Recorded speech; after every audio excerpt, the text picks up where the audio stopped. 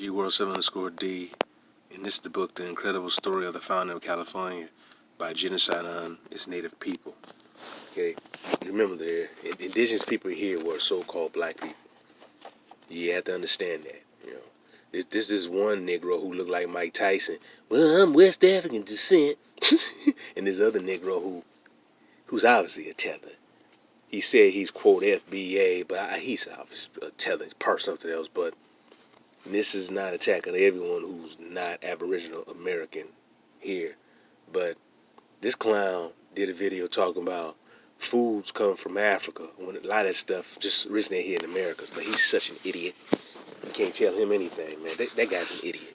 But I stated before, and this book shows it, all right, how you see here the temple over in the Grand Canyon, Isis Temple, how the curved walls in a 90-degree angle. So they actually cut and carved into this rock. And a lot of this stuff, they align this stuff with the alignment of the stars. You see a lot of the structures that was built here in America, like over the Grand Canyon, which is the natural geological rock formation. But then from that natural geological rock formation, people traveled there and cut and carved and made caves and entrances going in and out to the Grand Canyon. They don't teach you that because you just taught that you was a slave from Africa, which is a problem, which is a big problem for these mainstream Negroes who don't know nothing, like that idiot Jabari teaching at these Ivy League schools that were built by slaves, but they stole land from Aboriginal Black Indians. See, but I said this over and over again, but unfortunately, when you have foreigners trying to interpret and write your history, you're going to continue to get this mess. And unfortunately, some of our own people bought into the slave narrative, or they're basically gatekeepers who have basically been trained by white folks, or Negroes who were trained by white folks to continue that lie. All right, and I'm going to go read some real quick right here. I'm not going to be real long. And this is what he talks about in the book. Maybe you want to turn here. I go back here.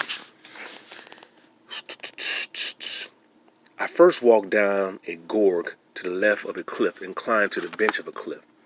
There was a trail on the cliff bench that was deeply worn into rock formation. Where the trail crossed some glitches, some steps had been cut. I can see no evidence that the trail had been traveled in a long time.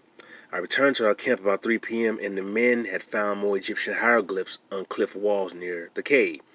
We explored the cave and found a shrine and other artifacts. We continued to survey the canyon and discover more Egyptian tunnels, cities. I estimated in my report, and I think upward to 50,000 Egyptians had inhabited the Grand Canyon at one time.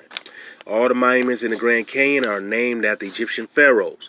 This famous canyon in Arizona is actually an ancient array of pyramids. The sites even align with the same stars that the pyramids of the Giza align with. The constellation of Orion, Pleiades. Some steps have been cut. Some steps have been cut. I could see no evidence that the trail had been traveled in a long time. I returned to our camp about 3 p.m. and the men had found more Egyptian hieroglyphs on the cliff walls near the cave.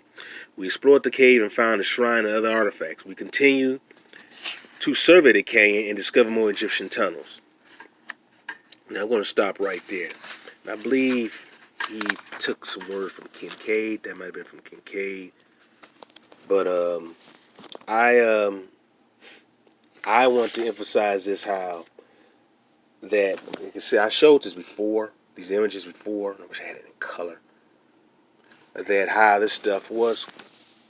Our ancient ancestors knew how to smelt iron, and as they smelted iron, they also created a hard steel substance. And they did a lot of mining here in ancient America, like in other areas they did mining, and they were to blast and cut into rock. This was not impossible. This was done. All right, and you had brothers and sisters traveling back and forth. Areas that once had large body of water, there's no longer water.